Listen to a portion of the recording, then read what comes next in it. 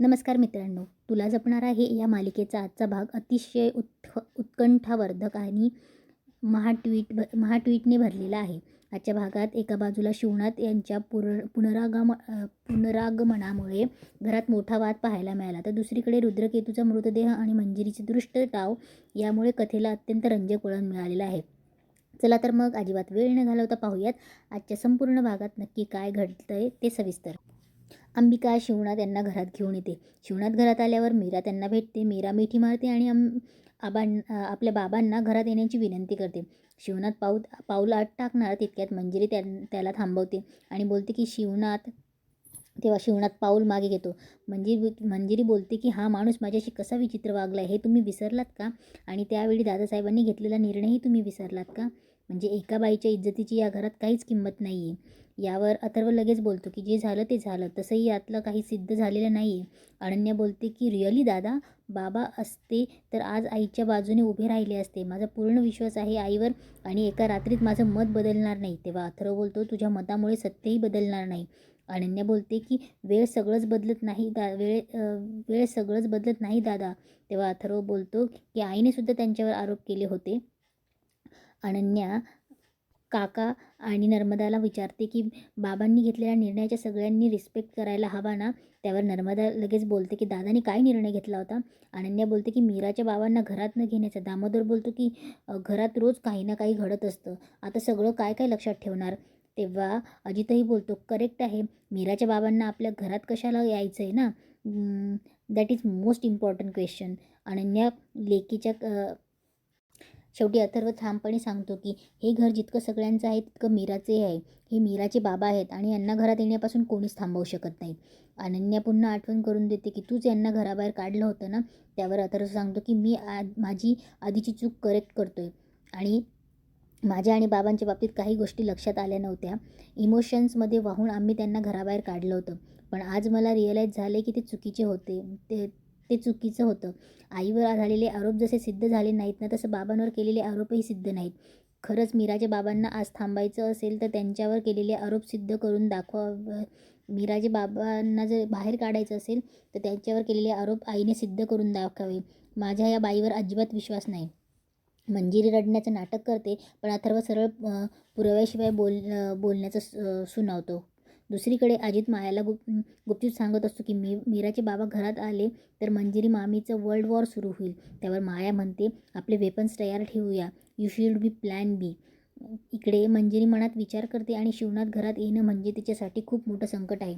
मीरा आणि अंबिका शिवनाथ यांना आत घेऊन येतात. शिवनाथ मीराला म्हणतो मला कल्पना आहे बाळा, तुला किती संघर्ष करावा लागला असणार आणि त्यात मी इथे नाही तर तुला माझी काळजी वाटत असणार. तेव्हा मीराचे बाबा बोलतात की मला तुझा खूप अभिमान आहे आणि जावई बापू तुमचे खूप आभार, तुम्ही माझ्या लेकीला एकटं पडू दिलं नाही. अथर्व बोलतो बाबा मी विशेष काहीच करत नाही, फक्त मीरा सांगते ते करतोय. तिच्यावर आधी विश्वास ठेवला नाही याचा पश्चाताप राहील, पण सत्यासाठी लढण्याची हिची हिंमत कमाल आहे. शिवनाथ बोलतो सत्याच्या मार्गावर चालणाऱ्यालाच दुसऱ्याचं सत्य दिसतं. मीरा बाबांना विचारते की तुम्ही ठीक आहात ना? तेव्हा मंजिरीने काय केलं? शिवनाथ म्हणतो की ती माझं काय वाकडं करणार आहे, माझी काळजी करू नकोस. मग मीरा मागच्या घडामोडी सांगते. आउट हाऊसमध्ये मिळाली बखर, आजीने सांगितलेली स्टोरी अथर्वणनी सांगितली, मंदिरातील भेट, रुद्रकेतू भेटणं आणि गायब होणं, तसेच रुद्रकेतूचा मृतदेह कुठे आहे हे आता कोणालाच म्हणजे मंजिरीलाही माहीत नाही हे ती बाबांना सांगत असते. हे ऐकून शिवनाथ डोळे मिटतात आणि मंत्र पुटपुटतात. त्यांना दिसतं की रुद्रकेतू घरातच बेशुद्ध अवस्थेत खाली पडलेला आहे. शिवनाथ त्यांच्या मंत्रामुळेच तिथे तो बेशुद्ध पडतो. शिवनाथ मीराला सांगतो की रुद्रकेतूंचा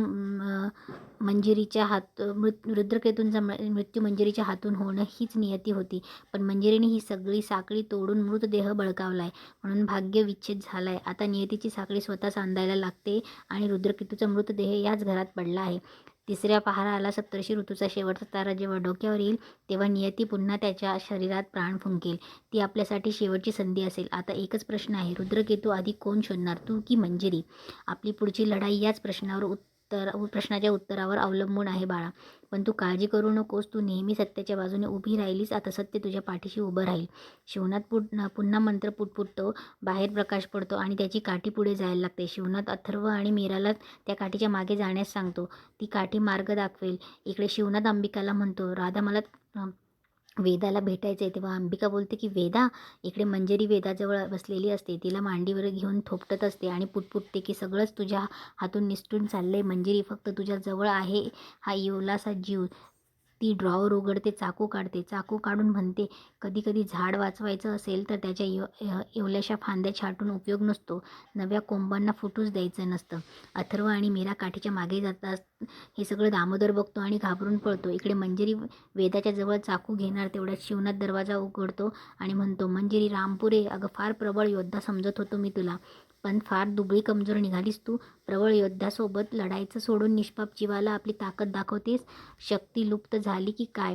तसं असणारच म्हणा, दुसरं काय करू शकतेस तू? लढणं तुझ्या रक्तात नाही, कारण ते तुझं रक्तच नाही आहे. मंजिरी, आज तुझं खरं रूप उघडं झालंय माझ्यासमोर. भेकड आहेस तू, स्वार्थी आहेस. मार मार त्या जीवाला, मार त्या पोरीला. एका दुबळ्या सामान्य माणसाला सामान्य माणूस हेच करू शकतो.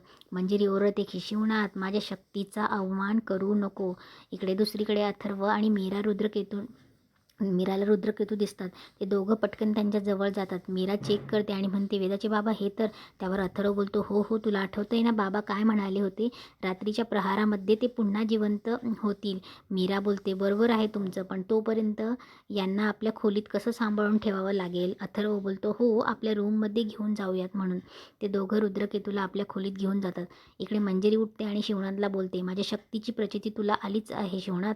शिवनाथ हसत म्हणतो की आली आहे ना, घाबरलो. शिवनाथ पुढे म्हणतो, आज मला प्रचिती आली तुझ्या या भेकड शक्तींची. तशी मंजिरी जोरात ओरडते की शिवनाथ. तेव्हा शिवनाथ तिचा हात पकडतो आणि तिच्या हातात चाकू असतो. तो शिवनाथ स्वतःच्या गळ्याशी धरतात आणि बोलतात की मार ना, संपवून टाक मला, बघूया. मला संपवतेस की तुझ्या विनाशाच्या उद्घोषणा करतेस. मंजिरी, तू आता काही करू शकत नाही. पापांचा खडा भरलाय तुझा वेळ संपली मंजिरी. सगळं संपले. मंजिरी जोरजोरात हसते आणि चाकू बाजूला फेकून बोलते की शिवनाथ, तुला खरंच वाटतं की सगळं संपले? सगळ्यांना ना खूप मोठा गैरसमज झालाय. यशाच्या जल्लोष तुम्ही इतक्या लवकर सुरू केलाय. युद्ध अजून दगदगत आहे हेच विसरलात तुम्ही. 2-3 किरकोळ डाव काय जिंकलात आणि तुझी सुटका काय झाली म्हणून तुम्हाला असं वाटतं की तुम्ही जिंकलात. अजून युद्ध संपलेलं नाही आहे. चल, तुझा हा भ्रम मी लगेच दूर करते. शिवनाथला चॅलेंज देऊन मंजिरी अतिशय घाणेरड्या नजरेने वेदाकडे बघत राहते आणि इथेच आजचा एपिसोड संपतो.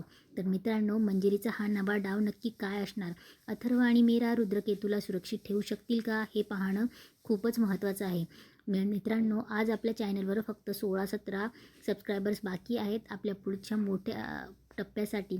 तर प्लीज आता खाली दिलेल्या सबस्क्राईब बटनावर क्लिक करा आणि चॅनलला नक्की सबस्क्राईब करा, जेणेकरून आपला हा टप्पा आजच पूर्ण होईल. व्हिडिओ आवडला असेल तर लाईक आणि शेअर करायला विसरू नका. धन्यवाद.